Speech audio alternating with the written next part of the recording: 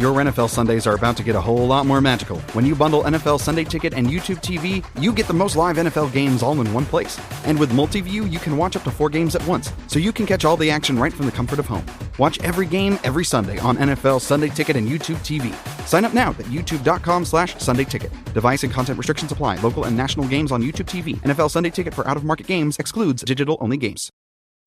Think you know the Brooks Ghost? Think again. Introducing the all-new, better-than-ever Ghost 16. Now with nitrogen-infused cushioning for lightweight, supreme softness that feels good every step, every street, every single day. So go ahead, take your daily joyride in the all-new nitrogen-infused Ghost 16. It'll turn your everyday miles into everyday endorphins. Let's run there. Head to brooksrunning.com to learn more.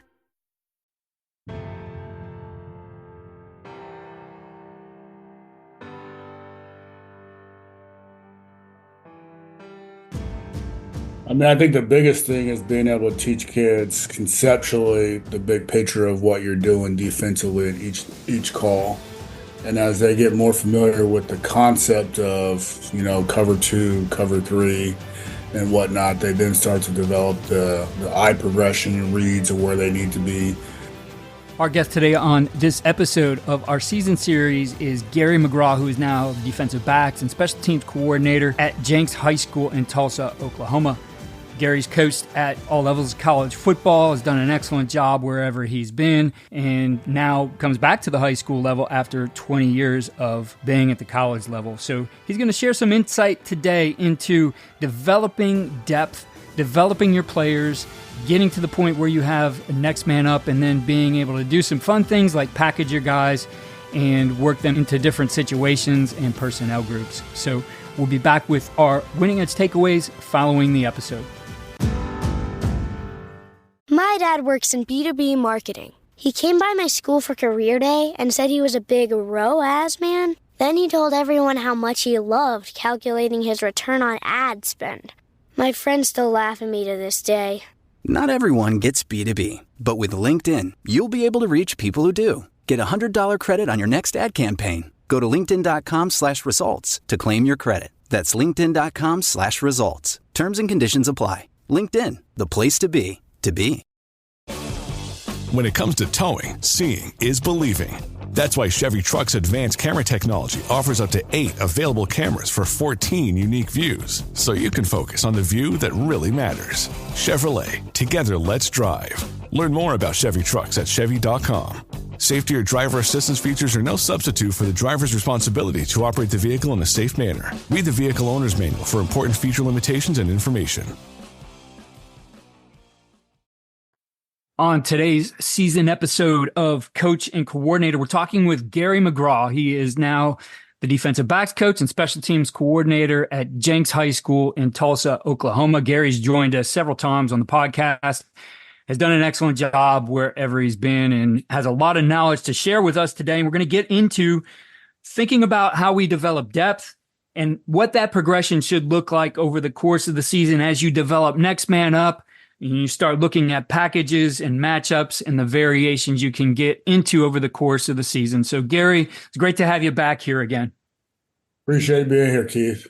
Love it. So, when we're looking at how we develop players, you're very experienced at this. There's probably ways that are better than others, and we all want to develop depth. We all want to have that next man up and ready, but there needs to be a thought process and a progression to how we do that. How do you view developing a player? And, you work especially with the back end, but developing a player over the course of the season to the point where he's going to get pretty good at the things you teach him initially and then be able to do more. I think the biggest thing is being able to teach kids conceptually the big picture of what you're doing defensively in each call. And as they get more familiar with the concept of cover 2, cover 3, and whatnot, they then start to develop the eye progression and reads of where they need to be successful in those coverages. And then the next step of that becomes the part where I've got to make adjustments to formations and adjustments, or formations and motions. And so once they become familiar with those things is when you can start to see truly how good a player is, how fast he can play, how fast he processes information, and the ability to get in position to make plays and be successful.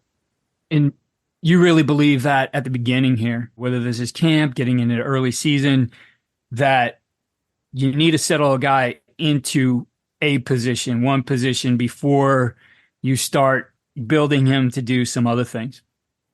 Yeah, yeah. I mean, because the biggest part becomes him being comfortable, especially when you're talking about younger players. And I mean, you know how the transfer portal is, you got kids coming in from here and there that are going to be brand new to your program. Techniques are going to be, for the most part, probably similar, but being taught a little bit different, where their eye progression and footwork would be different. But as soon as guys can start to become familiar with that, like I said before, they're able to play fast. They're able to give you, you know, what they're going to be able to reach their ceiling. And as soon as a kid is able to reach a ceiling, he becomes extremely confident. And when he becomes confident, he makes more plays and he's more vocal. The biggest thing on the back end, I think, for guys is their ability to be vocal with their teammates. And this is pre-snap, post-snap, to put not only themselves in good positions to be successful, but their teammates. And so those are things that when a kid becomes that comfortable and that vocal, you can start moving around to then start utilizing them in different packages, getting the best players on the field, situational football, say, for instance, on third downs. I mean, you'd like to be able to have, if it's third and long, guys who, safeties that can move in the box to play linebackers, corners that can move high to play safety, and in the slot to where you're in a position where you can cover, blitz, and be able to defend the run well enough to get off the field on third down. When you're looking at this, especially early camp, early season, getting into things, we said next man up, that's important. Always having your best 11 on the field is important.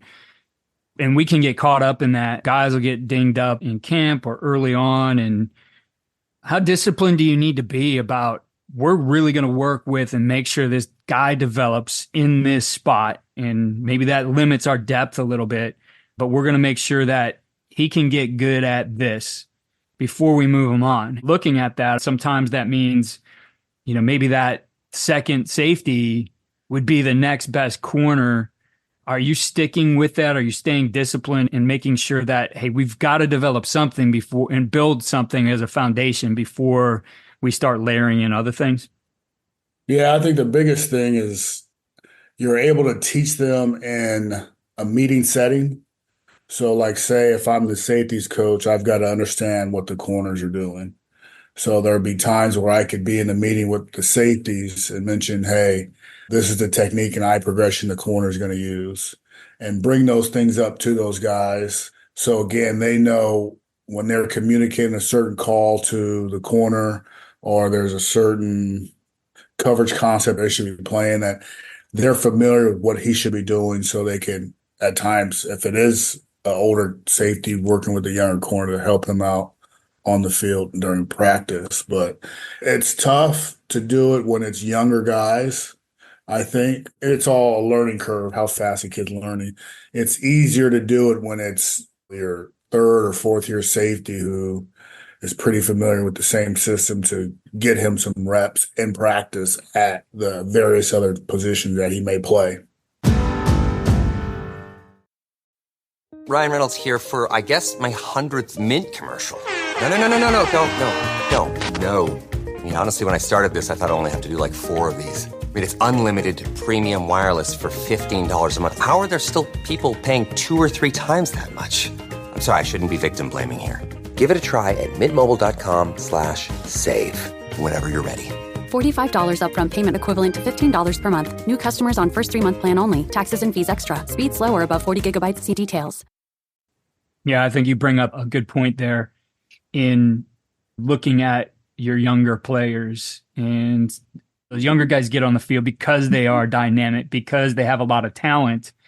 And I think the biggest thing is you don't want to stunt their growth. And really, that's any side of the ball, that's anywhere, really limiting what they do. I mean, from things like, you know, I remember we brought a freshman up when I was a high school coach to one year, and he wasn't necessarily going to be a starter, but he only learned one side of the ball for us, where all of our other players were learning too, that we really needed to get him good at being a running back and doing the things on offense that he would normally do. And we moved our tailback around into the slot and things like that. So that was all part of his progression.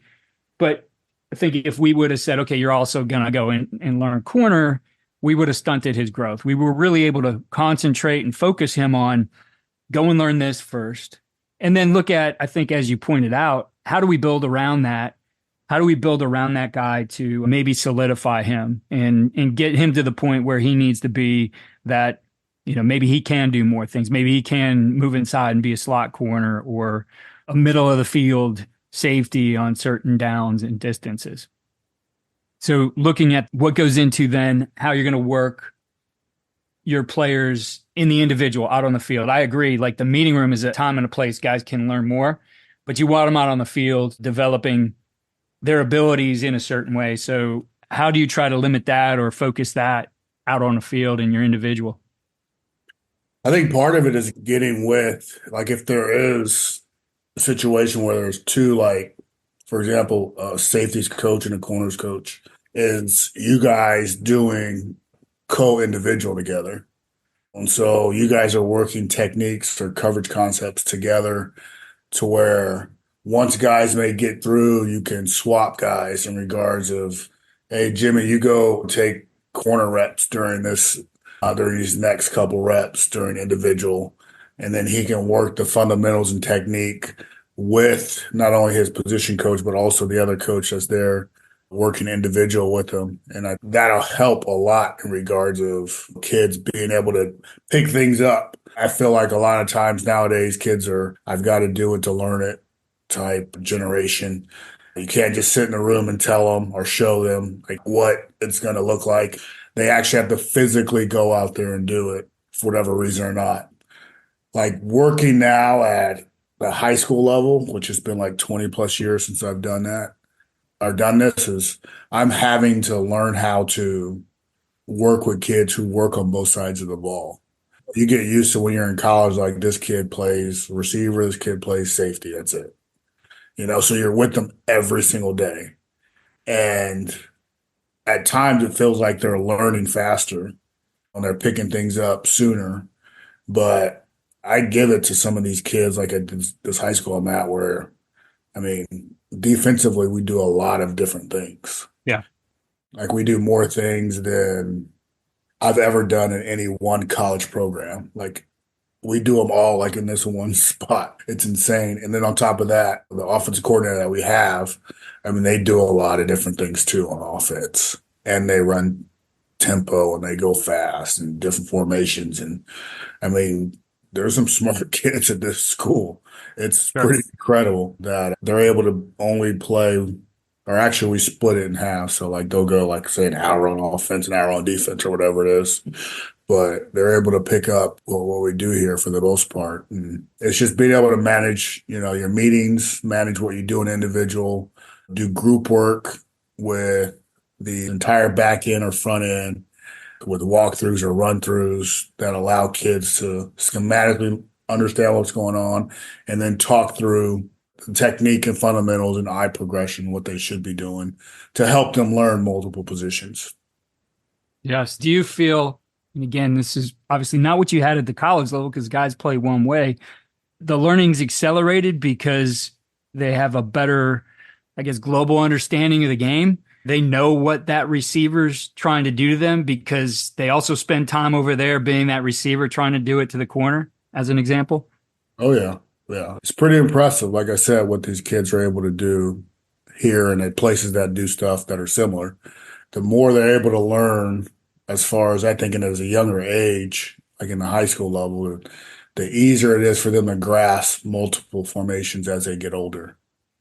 I think the fun thing that happens then as you hit like mid-season, late season, you develop this depth, you see what these guys can do, you continue to develop their understanding of the defense and, as you said, eye progressions and everything they need to do there, that you're able to now start to look at packages. You're looking at matchups, and that becomes important, especially as the year goes on and people have your tendencies and they have their tendencies, that when think of best 11. I mean, best 11 is also situational now, and you can start to match guys up by down and distance. You can match guys up by personnel group on a field. That's, I think, when it starts to become fun, is now you've developed these guys and we're able to do more. Obviously, the team benefits from that approach early on. Yeah. I mean, the tendency thing is huge because it allows you now to, when instead of being able to run our specific coverages because linebacker Billy's in there, and now you can insert safety Donnie to play that same position, who's a little bit more versatile, more athletic in coverage and blitzing and getting a certain cross coverage where he might be able to line up on one side of the formation, but his coverage actually is on the opposite side of the formation. And the linebacker couldn't do that. And so now you maybe built on early on, they know, okay, when there's a safety at linebacker, they're always going to be in two-man. Well, now, because of the development over the season, you throw in that first time now where safety goes in at linebacker and it's not two-man, he's actually blitzing specific gap or insert in the gap, interior gap, and you screw up their pass protection and you get a sack. Those are the things that I think when you have great players or good players that can develop into versatile players and become great players, you in turn become a great coach. It's funny how that works, isn't it? Great players make you a better coach. Yeah. Well, Gary, I appreciate you taking the time here during the season to share some ideas. Certainly wish you and the Jenks Trojans best of luck here the rest of the way. Thank you. Appreciate it. Love being able to sit and conversate with you, Keith. Here are winningest takeaways and ideas for implementation. 1. Develop your players' depth within a small scope before expanding what they can do. A lot of this depends on how long they've been with you, what their experience is. Your younger players will need this more than your older players, but it will pay off as the season progresses. The meeting room is a place where they can learn it all. When they get out on the field, focus them on what they need to do before expanding them into other things. 2. Work position groups together. Coach talked about working the safeties and the corners together, and that's important. It will allow for some of that crossover work as time allows, but it also gets them to think about what the other player is doing and how things work together. And 3, at some point in the season now, you're going to be able to expand what your players can do. You'll have a true next man up, best 11 on the field approach to what you're doing because now guys have learned other positions as well. And then those skills can be utilized in situational football or against certain personnel of an offense. Be sure to follow all we're doing at coachandcoordinator.com. Sign up for our weekly tip sheet, which will share the best ideas of each week. Follow us on X at Coach K. Grabowski.